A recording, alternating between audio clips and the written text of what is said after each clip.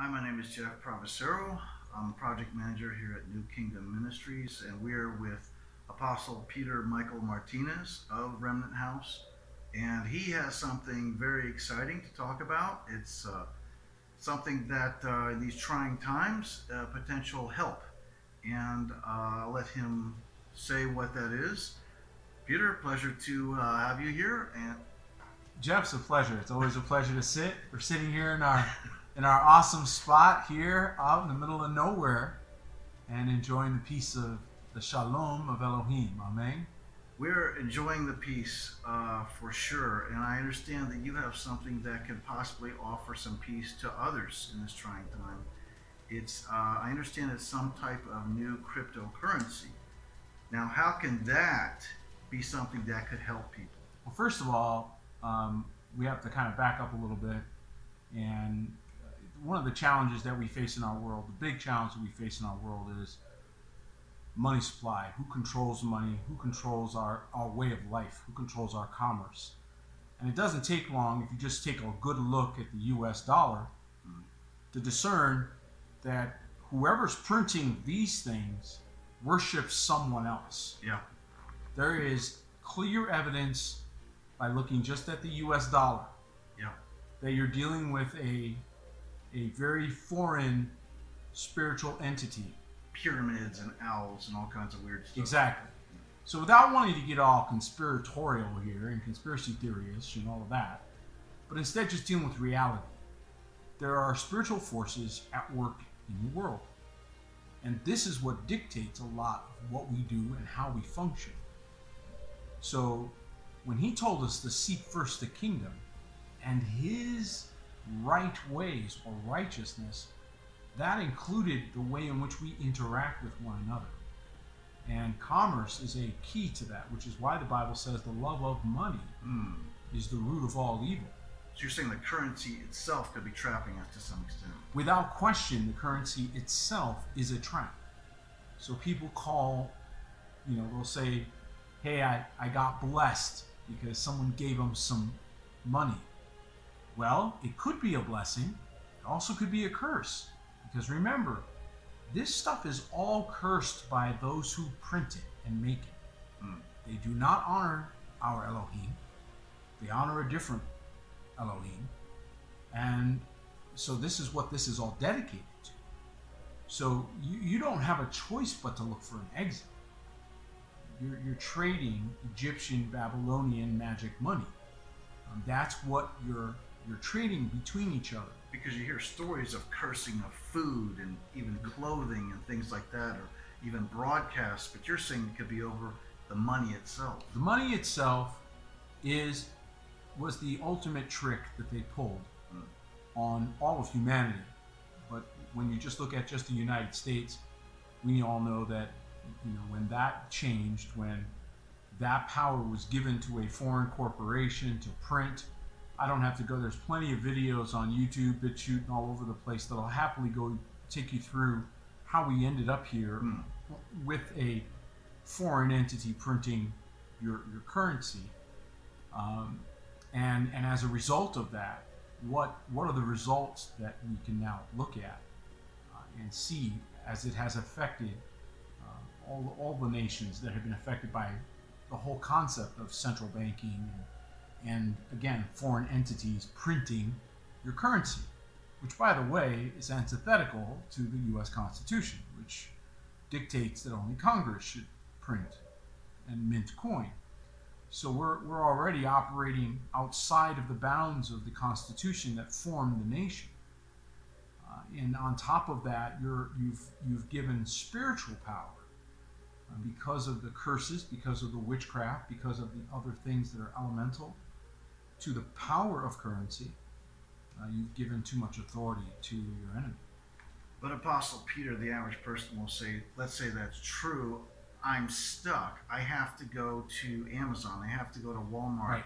I have to go to these places. I have to use this currency. And how else do I get my stuff? I don't necessarily want to deal with these people, but what's my alternative? Well, you're not raising a new circumstance. And again, remember Solomon said there's nothing new under the sun. And you're not raising a new circumstance. In fact, the 12 tribes of Israel had to go to Egypt, if you recall, in order to purchase grain.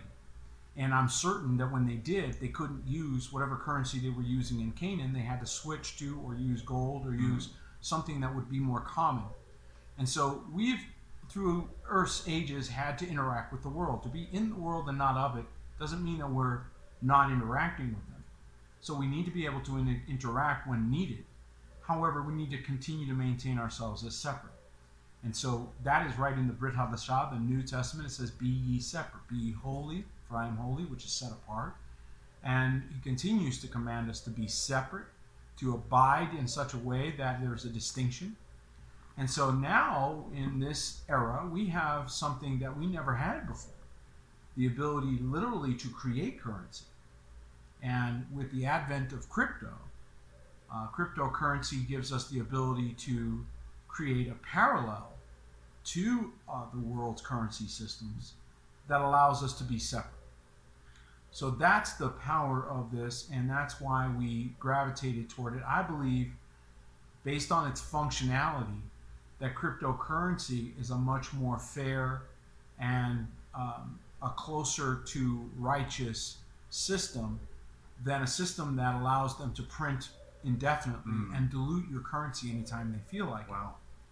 And which is what you're seeing today. When you go to the grocery store, when you go to use your currency, your US dollars, you're finding they have less and less power.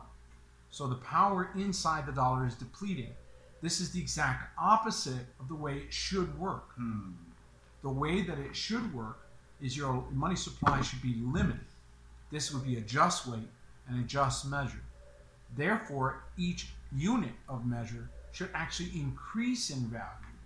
Not decrease in value. So hang on a second, just for the, just so I understand, just so the people in the bleachers can understand. You're saying all these fancy terms of cryptocurrency, really it's just another form of exchange. Like I have a dollar, or I have a Canadian dollar, or I have a Chinese yuan, or I have Chuck E. Cheese tokens. It's something I can get the stuff that I need with. I think the Chuck E. Cheese tokens is a great example. Let's start with that. You go to Chuck E. Cheese, you take US dollars, you convert it to a little card, and you can play video games. And if you win enough tickets, you can take those little coupons that you got out of the game and go up to the counter and buy whatever they're going to give you for those coupons, depending upon how many you won. So if you won 200, you look under what's available for 200 or less, and you can trade them. We've all done this with our children, all right? What they've essentially done is created a secondary currency inside of Chuck E. Cheese. Okay. All right. So I exchange my dollars for Chuck E. Cheese tokens or a cryptocurrency. Right. And then I use that token to get stuff just like I would have with It makes literally no difference. Okay. The history of currency, if you did any of that, it's a fascinating story. I believe the Bank of England was purchased with a stick. Men have used various things as currency through the centuries. And now with crypto, what I like about it, what confirmed in my spirit, was the fact that you need 2 or 3 witnesses for every transaction to be legitimized. Interesting. Which of course is a biblical principle. So when I saw that, that was one of the things that intrigued me. I thought that's difficult to cheat in a system like that. So for example, we're going to be talking about the New Kingdom token. There's a limit to the number of tokens that have been created, which means as they circulate, they go up in value. Wow. So they essentially become, well, let's take Bitcoin as an example. Bitcoin is a cryptocurrency, was the first one, and it started off just like all the rest of them, down in the dirt, as a penny or two. Yeah. It was ridiculously cheap. Right. Today, Bitcoin is trading over 60,000 US dollars per token. The same Bitcoin coin that was you could get for a penny, a couple pennies, is now worth $60,000 or more. Right. At last check, it had crossed 60,000. I don't know where it is at the time of this recording, but it was over $60,000, which tells you just how far since Bitcoin was created, how much value in the US dollar has actually been lost. Okay, so that's a great point. Let's talk about that. Let's assume, a New Kingdom Shekel is the same as any other currency in the sense that I can get stuff with it. Okay, great. Now I think what you're talking about is, okay, now there's different forms of exchange. What's the advantage of the shekel over other forms of exchange? You just mentioned one, that it increases in value over time. In other words, what you're saying is I can get more stuff with it tomorrow than I could today. Well, in general, that's the general trajectory. Obviously, day to day, it goes up and down. But in general, the trajectory is it improves against the dollar. Now, that's just one elemental. It is a base elemental. In other words, it's something that we all can look at with our common sense and go, okay, if I have to choose between where I want to store my wealth, right, I don't think it's wise to store it in a fiat currency that is losing value by the winds of people's opinions all the time. So if I have $20,000 in the bank, next year I might only be able to buy. It's buying. You may have the same $20,000, but what does the $20,000 buy you? How can it be converted? Right. So this is the issue. Currency's only value is its ability to be converted. If it can't purchase you anything, it does you no good. So Bitcoin, despite the fact that it's over $60,000 right now, if you were in a crash situation where there's only, base elemental things available and no one wants your Bitcoin, no one can eat your Bitcoin, it doesn't have an intrinsic value of itself. None of the cryptos, none of the fiats do. So all of those will fail. All right? The actual currency for a period of time will be food. Food will be a currency because, again, you can eat food. You can't eat gold. You can't eat silver. But here's the thing that what people don't understand is that all of these different currencies are all based for the fair day, for fair skies and blue skies and wonderful days. They're not built for the day of trouble. The New Kingdom Shekel is the only one that I know of that was created with the intention of giving you a platform for the day of trouble, for the day of tribulation, for the day of difficulty. Why is that? Let's say I have $1 or a Bitcoin, and let's say for whatever reason, I just can't use it. Regardless of the value, there's restrictions attached to it. Nobody wants it because what they actually want is food. For whatever reason, I have it, but I can't use it. Right. So what's different about the shekel? How can that be used in a time of trouble? What he gave to me was that our responsibility apostolically, not just mine, but all of the apostles and prophets and evangelists, pastors and teachers, the captains of Elohim, those who are chosen of Elohim to protect and preserve his people. Jeremiah 23 tells us he raises up shepherds, right? That he could cause the people of Elohim, the remnant of his fold, of his flock, to return to their folds, will they be fruitful and increase. The difference between the New Kingdom NKDM shekel and every other currency is that this is the only one we will accept on site. So, for example, if you show up at our gate and you are a member of Remnant House or have the New Kingdom Shekel in your portfolio, we have a record of that. All their systems could have crashed, it won't matter, because our systems are isolated and we have our own power. So they can't even turn our systems off if they wanted to, okay? And so we have a record of that, which means your currency remains. Your buying power has stayed with that, because whatever we have in our general store, in our shekel mart, okay, in our wherever you happen to check in, that is going to be still a liquid currency in our location. Whereas you could show up with $1 billion worth of U.S. currency and we will look at you like you're weird. Okay. You could show up with $1 trillion. You could be Elon Musk showing up with $50 billion and you're broke, as far as we're concerned. Because the only currency we're going to accept in that situation, when it gets to that point, would be the New Kingdom Shekel. So you will have to hope that we're still converting. And the only reason why we will be converting is because we can take those US dollars or euros or whatever and use them to acquire things that we need for the sake of our brethren.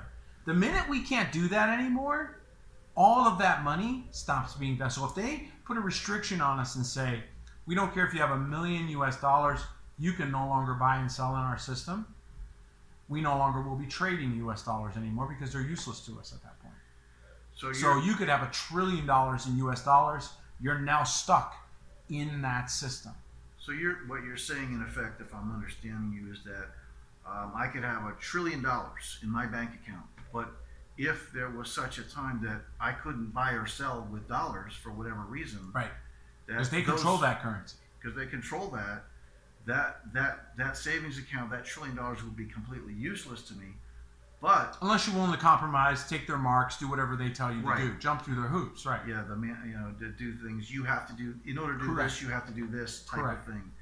So, but that same situation, if I had some shekels and I showed up at a New Kingdom community property, I could exchange those shekels for food, the equivalent of an Amazon, a shekel mart instead of a Walmart. You could do it online. Or you could even do it online. You could do it online and we'll ship it to you. So therefore, there would still be a medium of exchange. I could get the stuff I need. That's correct. That's mask free. That's mark free. Right? That's being provided by people that don't want to do you harm, or restrict your freedom. Correct. That type of thing. So we're watching what they're doing.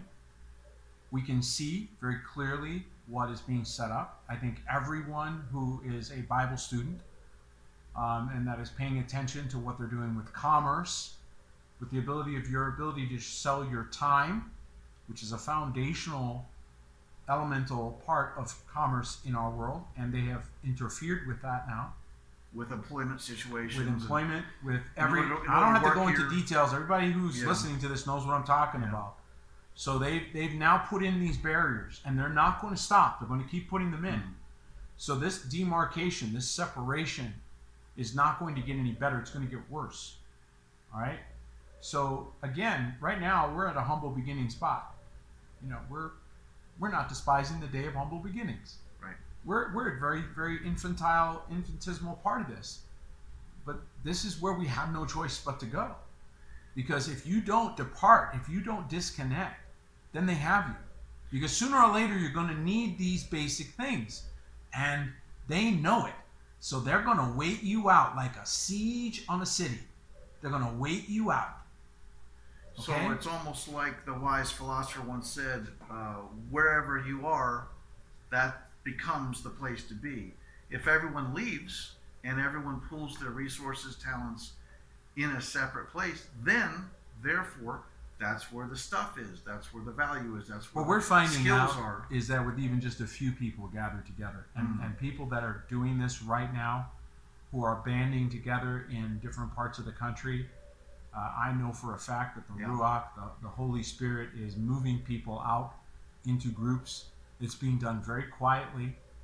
It's being done, without any fanfare because that's more secure. But it's happening in big numbers. Yeah.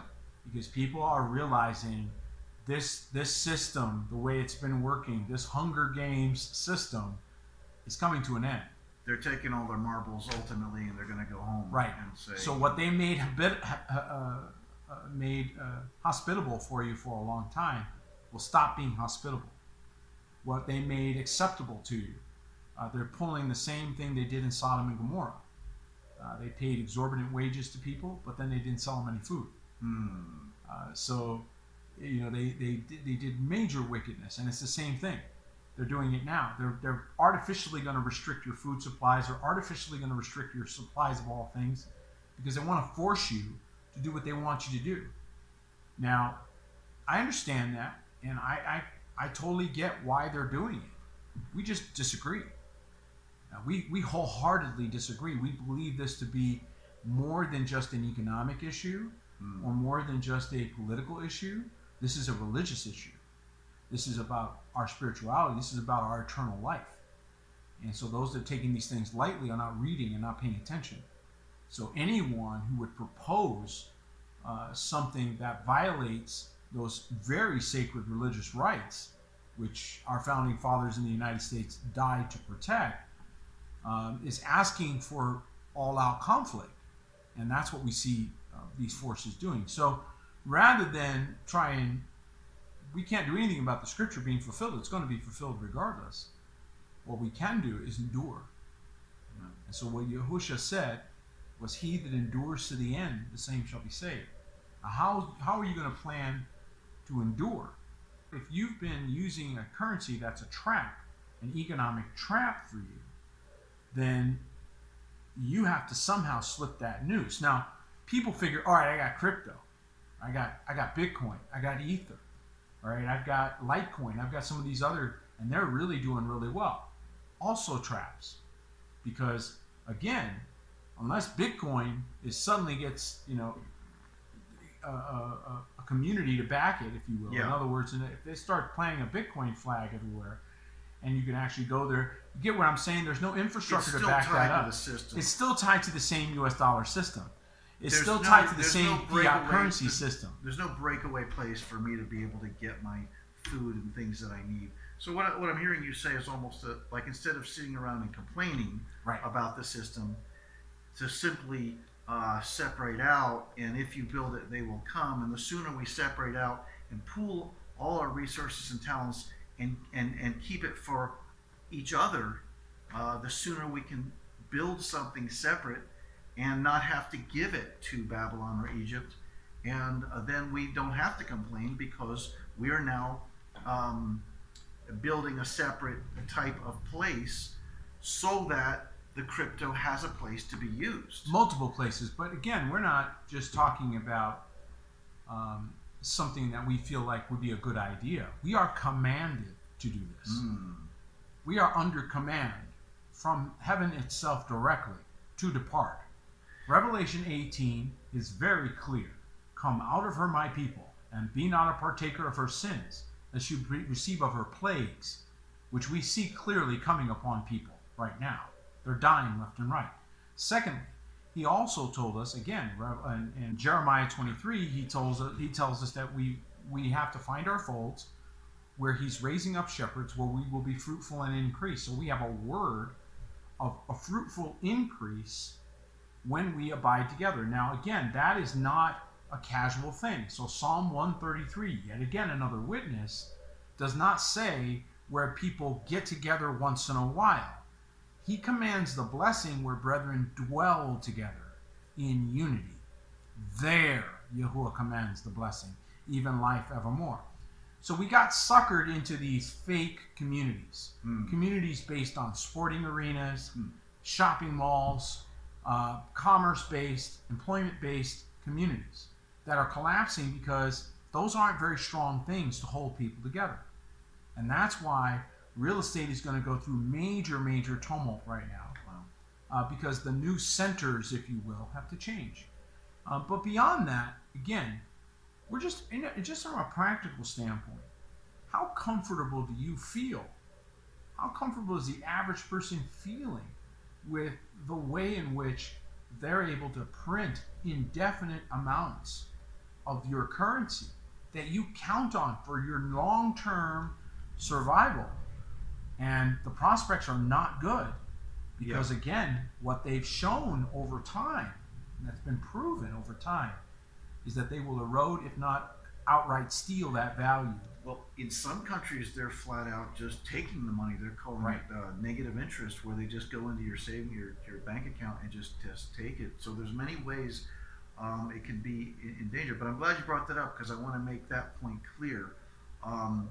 Before, when you were saying the general trend line for cryptos is to go up, you're saying that it's not necessarily for sure going to go up, but you're saying because it's not inflated, because it's a set number of coins, there's nowhere else for it to not go. Building anymore, that it's a limited supply. So as the communities develop, it adds value.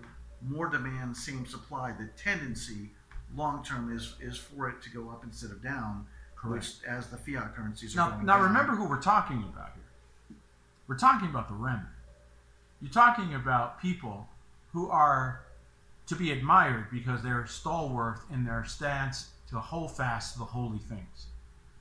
These are the people that we're talking about supplying the foods, supplying the stores, supplying the things. So let's talk about just the quality difference in terms of what we're able to source versus what the world will sell you. What we're finding out as we look that their currency is not only itself tainted, but all the goods that you can buy with it are tainted. We're finding that there really are two tracks. There's this sort of common track that they want to put everybody on, and everything is poisoned, from your clothing, your food, your lotions, your potions. Everything you put on your body, in your body, or around your body has chemicals that are leaching into your skin, into your pores, into your body to do you harm. All right, so there's more to this than just basic commerce. There is a flat-out disconnect here that we have no choice but to do, from everything from clothing to food to water to every element of our lives. We have got to get a little Amish here and go, you know what? You guys go right ahead, DuPont and all these other chemical companies, Monsanto and whatever, GMO creators. We're done with you. Yeah. Okay? We might be tiny. We might only have this little tiny little thing. But this little tiny thing is better than having this giant amount that's all poisoned. So you're saying I have some shekels. Not only am I not restricted, I'm free and I don't have restrictions put on me, but I get to get better products that don't poison me. Right now, I mean, define freedom. In their system, you wouldn't be very free because the shekel is new, right? So it's not liquid yet. We need support. We need people to buy the shekel, hold it. We need you to buy it and anticipating its increase. It went from a dime to a quarter. So we know it will go up. But the point is not just about holding or buying an asset. It's about understanding where we're going. It's about understanding the full departure. The level of departure that we have to do here is biblical. It is no less than full out departure from Egypt. Because if we don't, if we keep using their tools, you see what they do to you. Yeah. You see how they play this game. And the moment you are stuck, in other words, I have no other choice, your mind cascades. But as soon as he provides the way of escape, okay, now he's provided the way of escape, you don't have to stay with that. You can switch over to some other currency. Why does that matter to you? First of all, you're not keeping witchcraft money in storage. All right, let's just be honest here. That's a big issue. You're not storing your wealth there. Where your treasure is, there your heart will be also. Okay? Instead, if you moved it into even just Bitcoin, even if you moved it into that crypto space, not only would it have stabilized or even gone up in value, in the last year it would have skyrocketed. Okay, so your 20,000 would have become 60,000. Wow. If you would have put it in Bitcoin. Right. Just in the last year. Right. Right? So where else could you have gotten that kind of result, right? So crypto clearly is outperforming stocks, bonds, real estate, like everything. Right. But there's a reason for that. The reason is because the fiats are dropping, and you just barely notice it because you didn't have anything to compare it to. Now you do. When you say fiats, you mean like the U.S. dollar? The U.S. dollar, backed by nothing. The Chinese yuan. Right.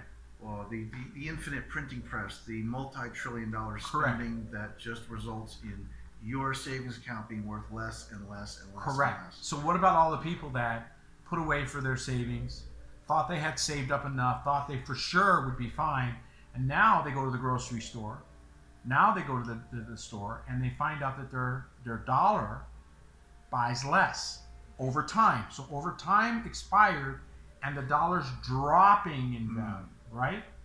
Why is that? Why would that be the case? And by comparison, what should you expect? With the shekel, that same 1,000 shekels, for example, has a certain buying power today. Very small because it's new. But as time goes on, that $1,000 or 1,000 shekels against the dollar buys more and more and more. So it goes up in value per token, not down. Because they're not printing any more shekels, but they are printing more dollars. So more dollars chasing the same shekels. Correct. The value increases relative to the dollar. Correct. The more dollars you have out there to the shekels that are not moving, you need more dollars now to match each shekel. So each time they print more, even that will cause all the cryptos to adjust. So I'm glad you brought that up. So this is in effect a pre-ICO situation for the shekel in the sense that the liquidity is not fully there yet. Um, so in the sense that there's not an open market, I can just sell them. I mean, just sell them immediately and get immediate liquidity immediately. But what you're saying, if I'm understanding, is that assuming that this is a Revelations 18 moment, a Matthew 24 moment, a Jeremiah 23 moment, Psalms 133 moment, assuming that this is that time in history, as people do the Exodus and the heading for the hills that they are commanded to do, that type thing will add value to the shekel community, and same number of shekels, increased demand, could be a type of situation where instead of giving our wealth to Egypt, we just keep it for ourselves. Is that what you're saying? Well, you're strengthening the nation. So New Kingdom is the regathering of the 12 tribes. And we're going to continue to proclaim the regathering of the 12 tribes that are scattered because the king is coming. And that is what he said would happen. So we know that this is his move. This isn't something Peter came up with or you came up with. Somebody just dreamt. This is him bringing his people back together. The shekel is the only authorized instrument. We were like, what do we do? How do we do this? And he had to instruct us on what is and isn't authorized. He authorized the temple shekel. In fact, we found it in the code. And that was something that Brother Scott Bunnell will be putting out a video to talk about the table that he found with the shekel in it. And so we know we have authorization to do this, that he's leading us on this. And so what's it really for? It's really meant to be an exit point, an economic exit point for the children of Israel, the people who want to be disconnecting from the world, that can see where this is going and need an exit point. We know that this is going to take development. It's going to take time. It's going to take energy. Right now, we need captains. We need those developers. We need people that are going to be part of this team and stop giving your energy. So when you talk about labor, we're not just talking about construction labor or retail labor or warehouse labor. We're also talking about graphics labor and electronic digital labor and creating various things that help make our interfacing with the world and with one another much smoother. We have the tools to do this very easily. We just have to stop fighting one another. We need to unite and come together and pool those resources, not so that we can necessarily be, it's not for our benefit so much as it's what we have to do to endure. There has to be a structure. People have to be able to go from one structure to another.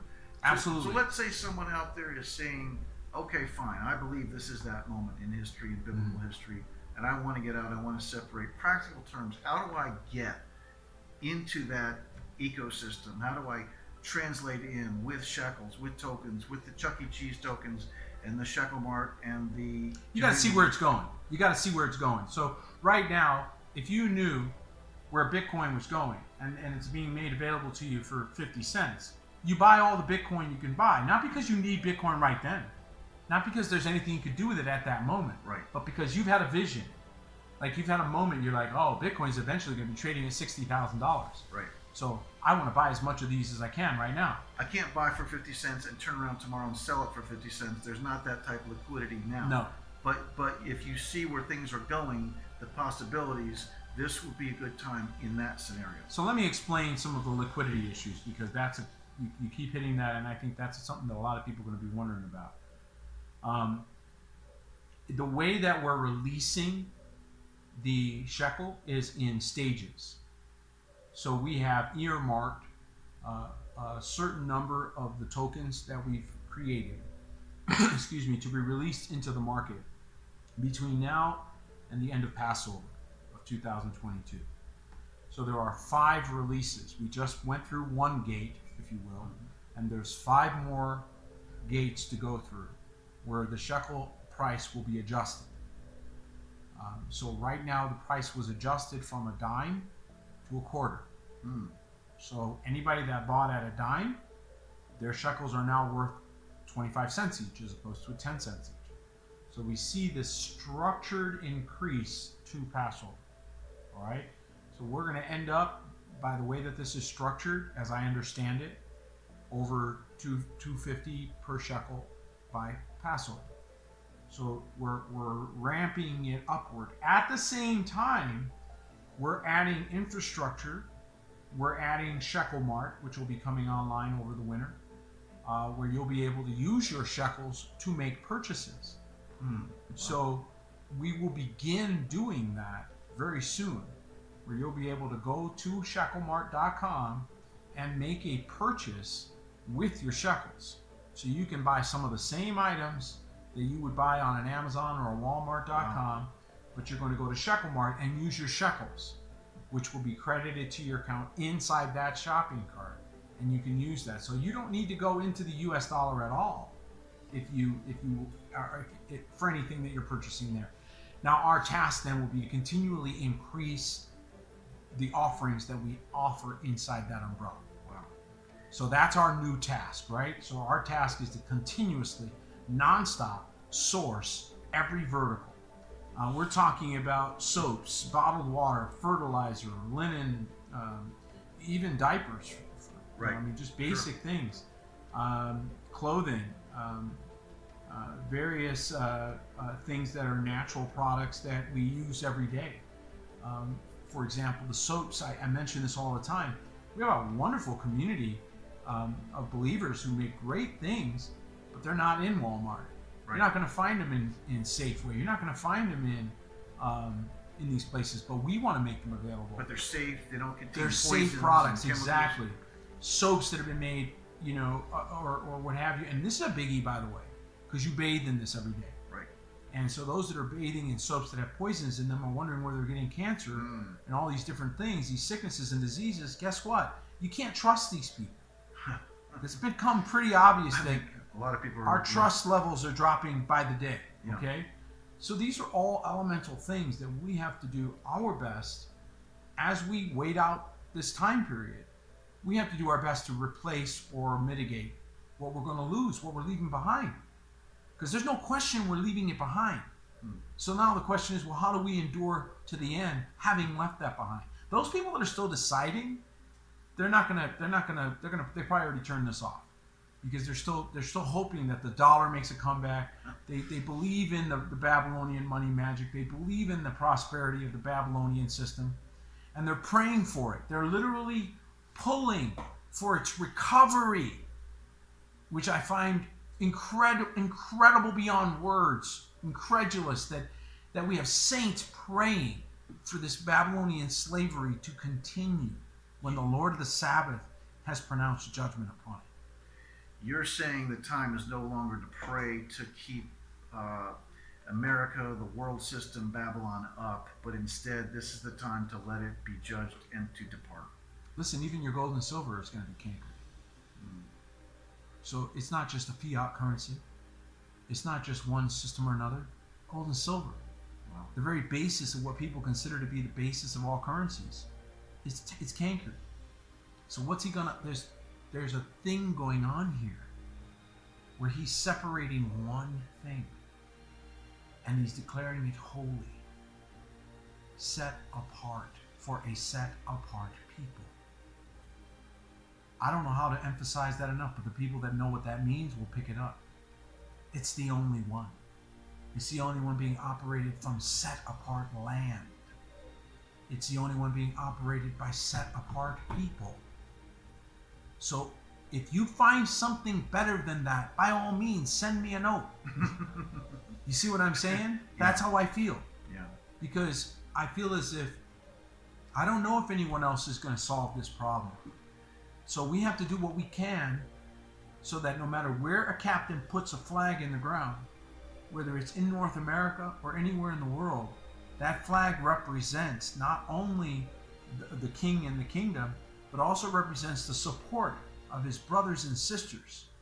And that's what the shekel represents. The shekel represents our unity. Amen? It is a symbol or a token of our unity in Yahuwah and Yahusha.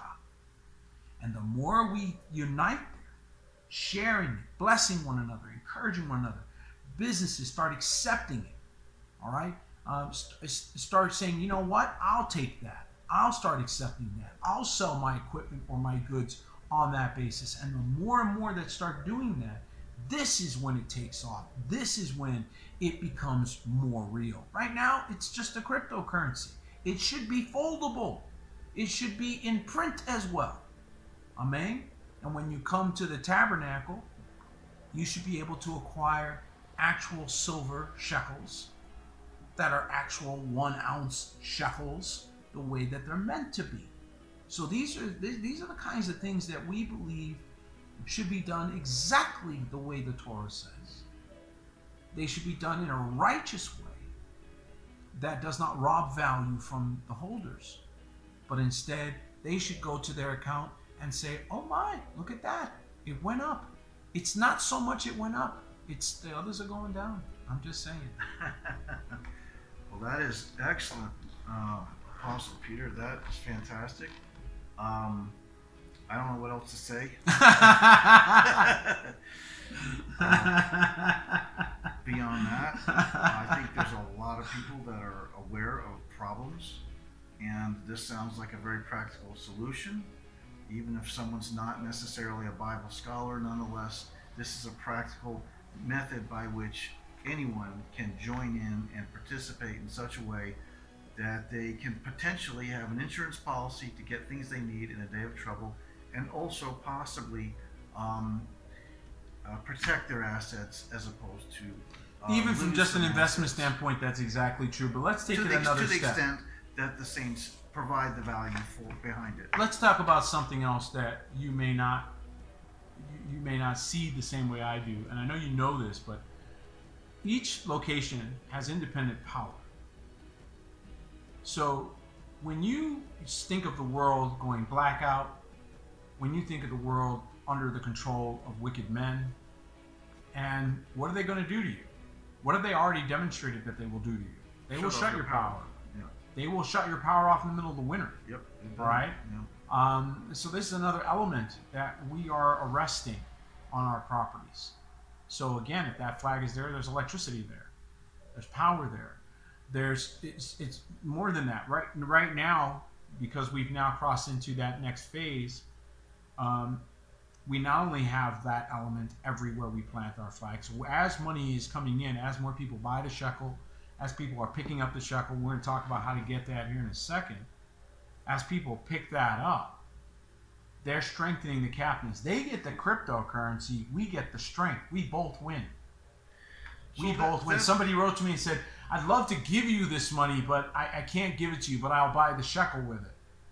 It's this, you still basically did help us. So that's a great point. You're saying, I don't think people fully understand. They can kind of understand the shekel, the cryptocurrency, but tied to it are these communities. Yes. Anywhere where the flag is planted, this is a place in a time of trouble where people can go, and it's in effect a self-sustaining community. Correct. That's not dependent on the power being shut off. These monies are made to support those places. So I have a place to go. I have something to use when I get there to exchange when I'm there. Right. It's your name's on the list. You're included. Right? And because I got the shekel beforehand, I actually helped build a very self-sustaining community that I might need to go to. That's right. If it weren't for you doing that, that community wouldn't be there. So because you bought the shekel now, later on when you need it and it's there, you're going to be like, thank you, Father, for leading me to that, because now I have, and I wish I had converted more. Many people will have that regret because... So I'm someplace. I'm in Texas. I'm in some place, and I get some shekel. Unbeknownst to me, by buying the shekel, by converting the dollars, those dollars got used to help build a community in Texas. Yes. Plus, I still have the shekels. You still have the shekels. So now I have a place to go to. Yes. Where I'm in relatively safety. I can get what I need. Mm-hmm. But I still got my shekels on top of it. Right. So I've helped the very community I need, and I still have my purchasing power. That's what I'm trying to tell you. And it might possibly go up in value on top of that. When so he you're does talking about something, a win-win-win. when he does something, okay, and I want you to get this. This is for everyone. When he brings a blessing, it's not like the devil.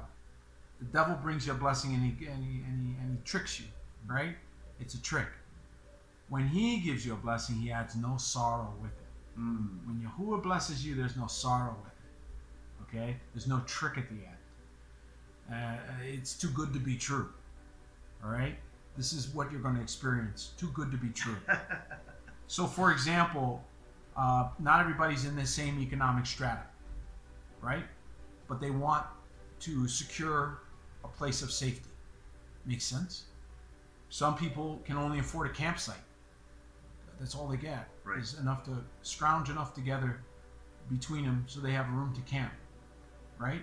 Others might have enough room to maybe put a cottage out somewhere. Wow. Okay. Others, a townhouse. Others are going to have enough to build a whole house. Wow. In the community, right? But here's the benefit that we give right now in this stage that we're in. Anyone who comes in with the resources, and each one of these have a certain price point, which they can contact us and find out about. But if they came in with that amount, so let's say they paid for a campsite, they don't just pay; they get the shekel. Oh, okay. So they got they gave that much and bought shekels for that much. But in addition to getting the shekels that they now get to put in their wallet, they also now just paid for that thing, the campsite or the house. So I'm not just helping the community in general. I've got a specific home waiting for me, a structure, whether it's a camp or a townhome or a home. Correct. For me. That's what we're doing right now, quietly. Safe area, relatively safe area, away from the hustle and bustle of downtown city, let's say. Correct. So I'm helping the community. I've got a place reserved for me, and I get shekels, which I can then use with my home in my community, which may possibly go up. You got both. So you have now a trading crypto that later on you could sell for dollars, but you still kept the house because you helped us. So you got both. Versus sitting around waiting for my dollars in my bank account to be worth less and less relative to what I can buy at the grocery store. I can't help you with that. Can't help anybody in that system. All I can do is help the people that cross over. Okay? That's what Hebrew means, cross over. So you don't want to cross over, I can't help you. But if you cross over, you graft in, right? Right. Now, that's a whole different situation. Now your whole family is supporting you. Now you've come into a situation where our whole family is supporting, because every one of us is supporting the shekel. Everybody uses it. We all use it internally, right? Only when we go into the world do we have to convert back to the US dollar. That should continue to expand as the communities expand, as we continue to get further and further away from Babylon. Well, thank you, Apostle Peter. This was very interesting and timely, given what's going on, current events. So for anyone who is listening, what I'm hearing you say is the way that they can join in is go to remnanthouse.org. I just purchased some shekels. As you've said, not your rent money, anything you need for practical purposes, but something you can afford to put away for the future as a potential insurance policy against a day of trouble, as an example. That will ultimately be liquid, will fluctuate up and down, but in a day of trouble, it's something that can be used, whereby I can go get some shekel, put it away, help build a community that I might possibly in the future need, while at the same time reserving a specific home for myself, while keeping shekels that I could then use for getting stuff that I need. That sounds pretty timely, and I would recommend everybody do that according to as they're led. So, and that sounds like a pretty timely, practical tool, solution, and I would recommend everyone do that according to as they are led. Thank you very much, Apostle Peter. This has been very informative. Thank you for the timeliness of the introduction of this potential solution, and thank you very much.